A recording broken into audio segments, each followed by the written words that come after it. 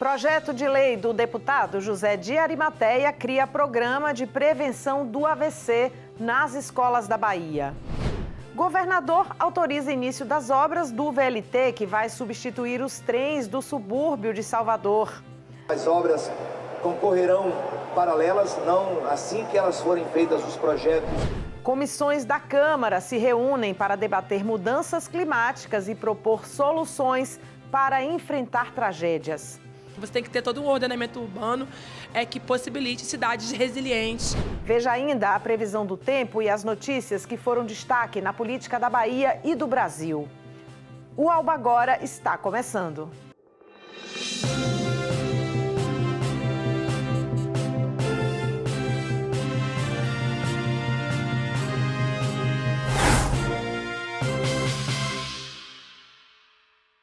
Olá, muito boa noite para você. Sejam bem-vindos ao Telejornal Noturno do Legislativo Baiano desta sexta-feira, 14 de junho.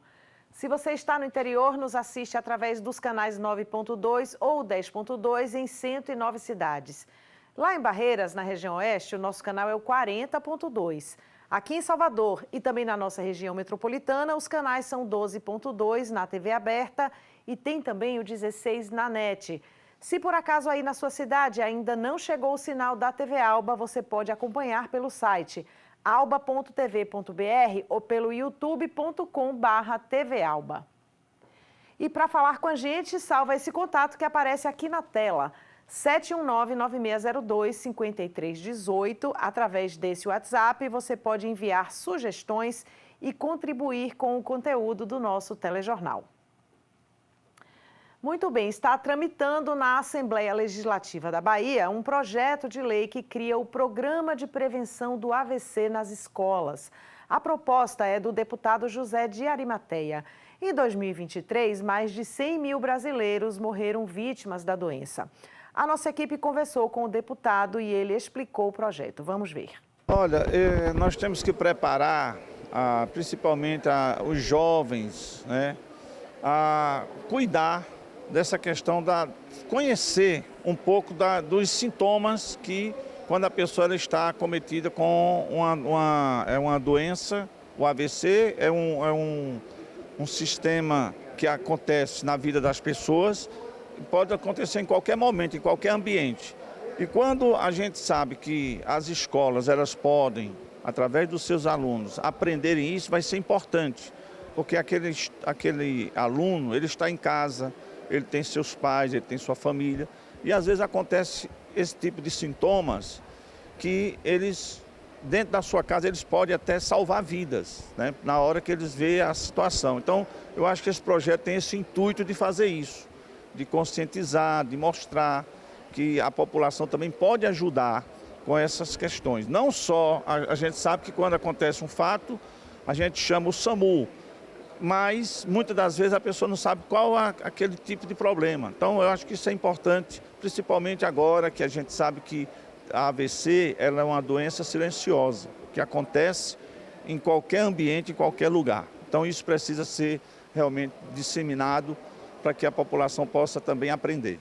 Na manhã desta sexta-feira, o governador Jerônimo Rodrigues autorizou o início das obras do VLT, o veículo leve sobre trilhos. A primeira parte da obra, que cria a linha Ilha de São João e Calçada, deve ser entregue em junho de 2027. A assinatura da ordem de serviço foi realizada na Estação da Calçada, em Salvador. O projeto do novo VLT abrange a construção de 3 novas linhas. O trecho 1 vai ligar a Ilha de São João até a Calçada, no trecho 2 a ligação entre Paripe e Águas Claras e no trecho 3 Águas Claras a Piatã. Ao todo, o projeto terá 36 quilômetros de extensão e 34 paradas. O orçamento do projeto passa de 3 bilhões de reais. Que a preocupação primeira, quero dizer a vocês que a preocupação minha nesse momento é restabelecer, se tivesse de parar alguma obra nas outras 2 etapas e priorizar essa da calçada subúrbio, eu o faria, porque eu sei da necessidade dessa população em ter acesso à mobilidade, então isso está muito claro para mim, mas as obras concorrerão paralelas, não assim que elas forem feitas, os projetos estiverem prontas todas as etapas, ela não esperará uma para outra acontecer? O primeiro trecho do VLT está previsto para ser entregue em junho de 2027, substituindo os antigos trens do subúrbio ferroviário. Os outros trechos estão previstos para agosto de 2028. O VLT deverá transportar até 170 mil passageiros por dia.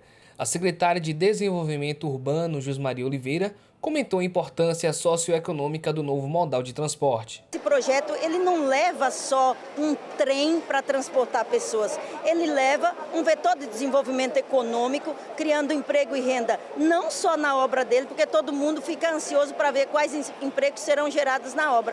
Nesse vetor econômico que ele vai criar com a passagem dele, vai criar emprego e renda permanentes para a população da região metropolitana de Salvador.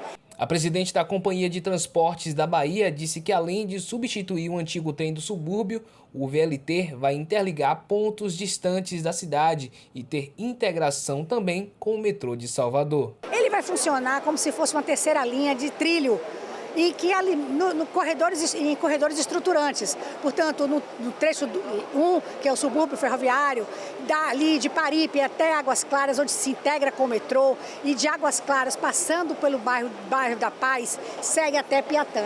Então, na verdade, nós pegaremos uma grande malha estruturante de trilho, VLT e metrô. Hora da gente falar do tempo. Quer saber como vai ser o final de semana aqui em Salvador? Então confere comigo na previsão.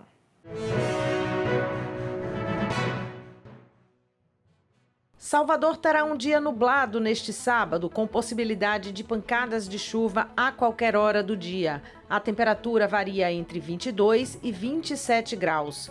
No domingo, o tempo vai ficar bem parecido com o sábado, céu nublado e chuva a qualquer hora do dia e também da noite. A mínima será de 22 graus e a máxima de 27 graus. Na segunda-feira, o sol aparece entre nuvens durante o dia e pode chover a qualquer hora. A temperatura varia entre 23 e 26 graus. Chegou a hora, então, da gente dar uma olhada nas notícias que estão em destaque no site da ALBA, al.ba.gov.br. Chega aqui na nossa tela para a gente acompanhar juntos essas notícias. Deputado Wilton Coelho elogia intelectuais engajados no debate sobre o VLT. Mais uma notícia. Sessão especial exalta o trabalho do grupo UFP na Bahia. E mais uma, vamos clicar aqui, olha... Deputado Eduardo Salles lamenta mortes de correligionários de Barro Preto, Ibicoara e Ubaitaba. Para conferir os detalhes dessas notícias e também para vocês terem informações sobre os 63 deputados daqui da Casa Legislativa, acessem o site al.ba.gov.br, que é feito pela Assessoria de Comunicação daqui da ALBA. Diversas comissões temáticas da Câmara dos Deputados promoveram um amplo debate para falar sobre mudanças climáticas. Na reunião, os parlamentares também sugeriram a criação de políticas públicas para enfrentar as consequências dessas mudanças, como, por exemplo, as enchentes do Rio Grande do Sul. Acompanhe na reportagem da TV Câmara. As mudanças climáticas são transformações ao longo dos anos nos padrões de temperatura e clima. Essas mudanças podem ser naturais, como por meio de variações do ciclo solar. Mas nos últimos 200 anos, as atividades humanas têm sido o principal catalisador das mudanças climáticas, principalmente com a industrialização e a queima de combustíveis fósseis como carvão, petróleo e gás. Recentemente, esse impacto foi sentido no Brasil, no estado do Rio Grande do Sul, onde chuvas fora de época e acima das médias históricas provocaram uma situação de calamidade pública no estado. 438 dos 497 municípios sofreram danos, segundo a Defesa Civil, provocando consequências na vida de mais de 2 milhões de pessoas. Em audiência pública conjunta das Comissões de Direitos Humanos, Legislação Participativa, Meio Ambiente e Desenvolvimento Sustentável, foram debatidas quais as melhores estratégias para integrar a gestão de risco de desastre com as políticas de adaptação climática. Sabrina Durigon, representante do Instituto Brasileiro de Direito Urbanístico, afirmou que as autoridades estaduais e municipais devem ter planos e estratégias claras de rápida evacuação em caso de emergência. Reconhecer que majoritariamente a população mais vulnerabilizada que mora em área de risco, com risco de enchente, de desabamento, é a população de baixa renda, de renda mais baixa, e aí então a gente já tem legislação, inclusive, que prioriza o atendimento dessa população que vive em área de risco nos programas, né, nas políticas públicas. Então o que a gente precisa é que os nossos gestores olhem para a legislação e aplique essa legislação de maneira prioritária. Para a deputada Thalíria Petrone, do PSOL do Rio de Janeiro, o Congresso deve se debruçar na elaboração de políticas públicas de planejamento urbano. Ao mesmo tempo que a gente precisa frear as mudanças climáticas com transição energética justa, popular, com um caminho para o desmatamento zero, as cidades precisam se adaptar para minimizar as consequências das mudanças climáticas. Então você tem que ter todo um ordenamento urbano que possibilite cidades resilientes, cidades adaptadas. Não só nas cidades urbanizadas, mas também nas vilas e cidades dos povos originários, como os indígenas, quilombolas e ribeirinhas. Lucas Marubo, representante dos povos indígenas do Vale do Javari, no Amazonas, lembrou que as mudanças climáticas também afetam quem sempre teve uma relação de afetividade e respeito com a natureza. Porém, hoje, precisam de planejamento diante de incertezas do meio ambiente. A minimização dos impactos das mudanças climáticas sejam de fato efetivos, né, para as pessoas que estão na linha de frente, né, para pessoas que estão nas comunidades indígenas, nas comunidades quilombolas, das pessoas que são ribeirinhas, que sofrem diretamente, né, com secas, né, com cheias, né, e que afetam toda a forma de vida, né, que secularmente, tradicionalmente, essas pessoas vêm trazendo e reproduzindo para os filhos. Para a deputada Socorro Neri, do PP do Acre, as palavras-chave são educação e conscientização ambiental. A deputada é coordenadora da Frente Parlamentar de Transição Energética Justa.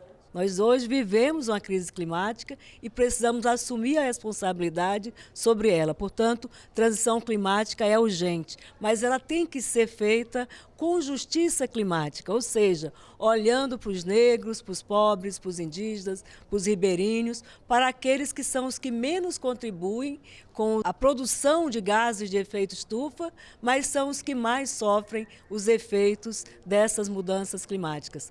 E para a gente encerrar essa edição, fique agora com o nosso Giro Político, um resumo das notícias que foram destaque nesta sexta-feira na política da Bahia e do Brasil.